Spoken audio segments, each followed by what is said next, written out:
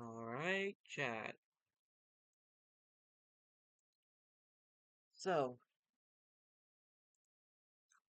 we are going to be starting a brand new series where I look over the manga for Four Nights of the Apocalypse, as I am a big fan of Seven Deadly Sins. I play Ground Cross daily, and I'm excited for Season 2, which drops on the 6th of October. So, we're going to actually start doing some manga reviews for it. We're going to pick up mostly where the anime left off. We're going to be starting around where Arthur first comes in.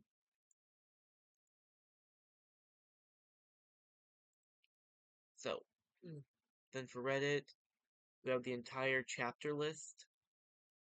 So in this chapter, I think it's 76, we see we see that Arthur has made his own hand again, right after Meligoland has been defeated by Tristan, who had just used his demon powers. And it's a little interesting, because this is where we find out that Gawain is actually Arthur's niece, aka his adopted brother Kay's daughter, which is an interesting thing, seeing that one of our main characters is related to the villain, like Meliodas was in Seven Deadly Sins. And you can see here that Arthur decided to make a staircase from the sky because he perceives himself as the god of Camelot. And he wants to rule over the people of Camelot to make them a better life for the humans without the demons, the giants, the fairies, the goddesses, after what happened last series with Camelot. And here we actually get to see him for once. This is the reason why Percival's grandfather, I'm trying to remember his name. I can't remember his name. I'll probably remember later on down the line. He is King Arthur of Camelot. And so here Percival decides to make a fruitless endeavor to run at Arthur, and Arthur still shows off how much of a child he is, how young he is, because you see him with his smile, the innocent look on his face, when he recognizes Percival as Ironside's son.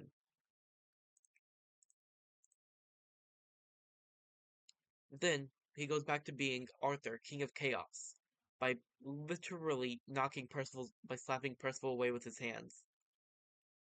The mini Percivals all go after him. Well, no. The mini Percivals decide to retreat, it looks like. And now he's going after Tristan. And here he's going to give Tristan his Song of Death, I believe it is, his Requiem, the ending of Tristan.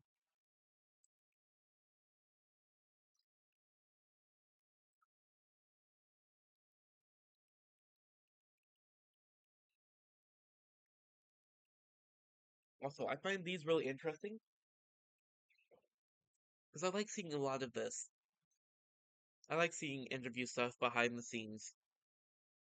It's interesting to know that Lancelot has more of a human sense of time than a fairy's.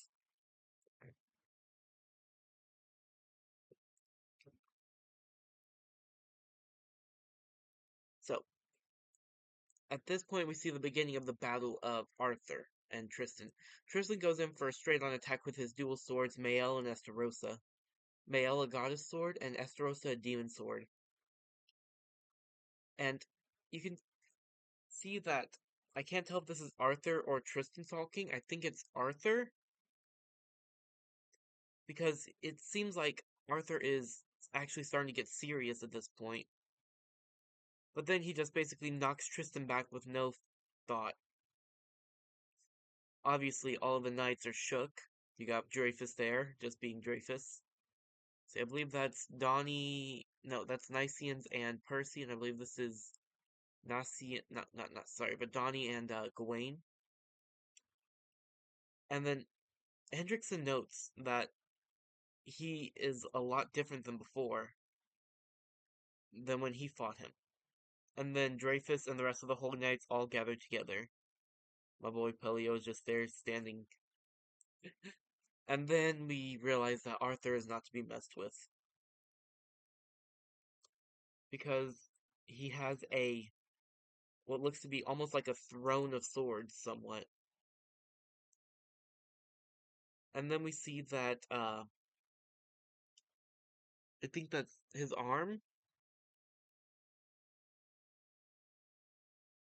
Oh, it's his special ability that's making okay.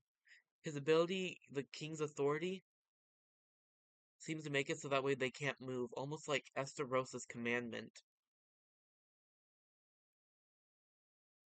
We get on, and then we see Arthur walking through the streets, I'm guessing, because his kingdom Camelot was destroyed in the war between the Demon King and the Sins.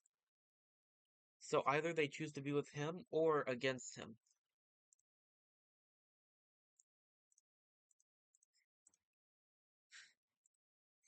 You can see that people here are both enjoying it. Well, they don't exactly like his idea, but then he tells them that he can make their wishes come true in Camelot. He can see their dead families, their loves, everyone that they've known that have passed.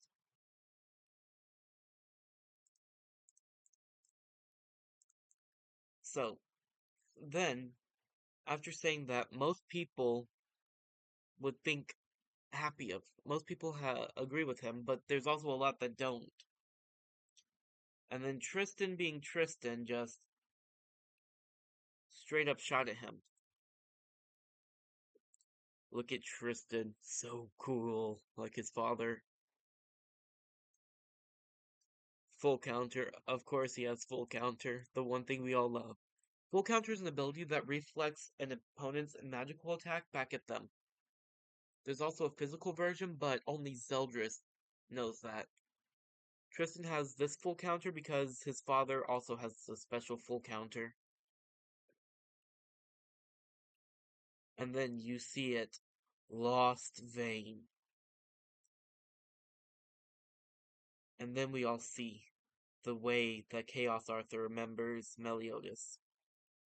Once a man makes a vow out loud, he can't take it back. Boom. Here he is.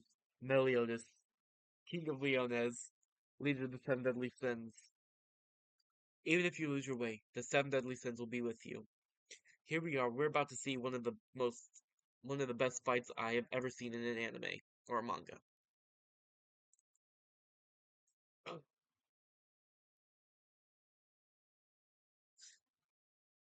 We're not gonna get into this one right here. So he can't fly when he's in his human form, which is interesting.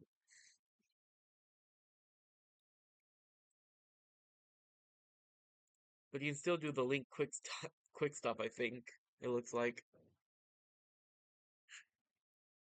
So Arthur seems to think that because he came to his senses about Camelot, he's standing off against Meliodas. He wants to put this world back into human hands, almost like the real world is. Well, like the real world is only humans, no giants, no fairies, no demons, no goddesses. Then Meliodas just goes full berserk on him, absolutely destroying part of his staircase. Arthur is honestly parrying Meliodas' attacks real good, it looks like. Unless, yeah, Arthur's really parrying Meliodas' attack, which ended up destroying a mountain.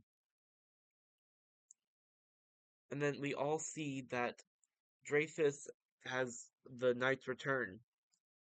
Isolde, uh, the other Knights of Chaos.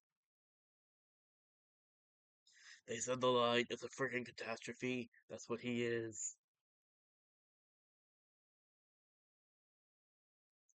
And then we see Tristan just go straight at him, where he tells Arthur to be quiet. Meliodas knows that this isn't going to last well. And then we get a little bit of banter between them. And then we get Trillion Dock Meliodas, which is very interesting because this only came about at the beginning or middle of the second season, where they went to the of the original anime where they went to the druid's place and King told Meliodas to harness his power into a little orb, which he ends up doing with his darkness when he goes to fight his father after the sins infiltrate Demon King Meliodas's mind. Which is very interesting that Arthur's able to parry all this, considering it's pure demon power coming straight from the King of Leones, the Demon King's son, candidate for Demon King before Zeldris took it. And then Meliodas tells Tristan to stay back, and Tristan's power goes berserk because he's currently in his demon form, and Tristan thinks Meliodas is treating him like a child. And then Arthur goes and hits him hard with words, telling him that he's dragging down his father. He's just a child understanding nothing.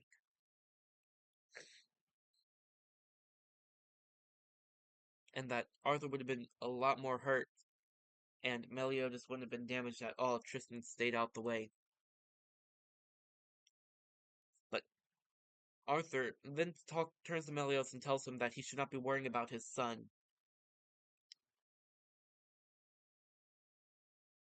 And then Meliodas tells him that how can he be the king of the country if he can't save his son? The son that is both holy and unholy. But Arthur says that just to be a king, he has to set aside the country and the people just for the country's betterment of this.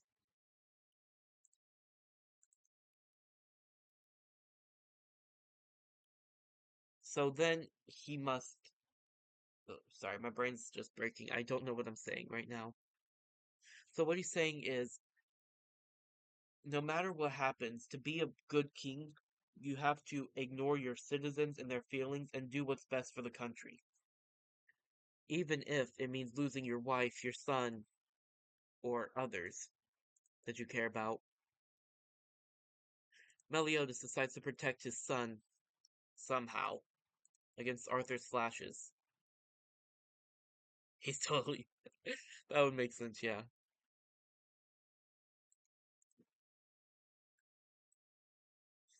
And then we get to see Thetis for the first time. This is the adoptive daughter of Golgius,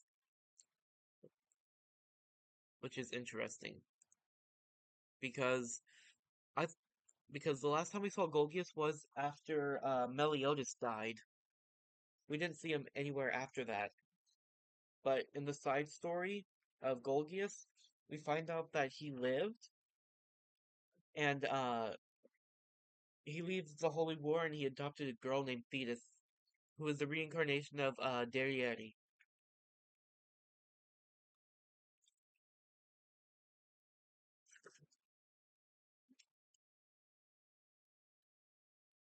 And if we're seeing the reincarnation of Darieri, I'm interested to see the reincarnation of Oslo as well.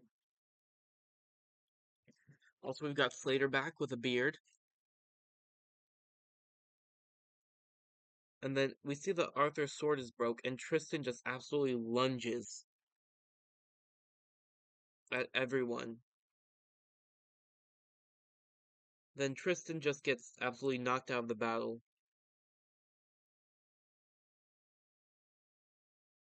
It turns out that this shot right here came from Lancelot, son of Bon and Elaine.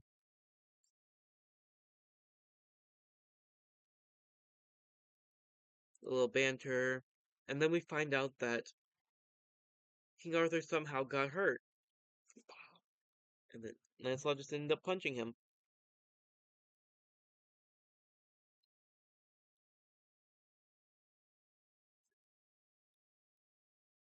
Okay, Lancelot called Meliodas uncle. That's shocking. We see that Lancelot is absolutely a lot for King Arthur, considering that he's able to move around King Arthur, dodge all of his attacks, and just absolutely destroy him.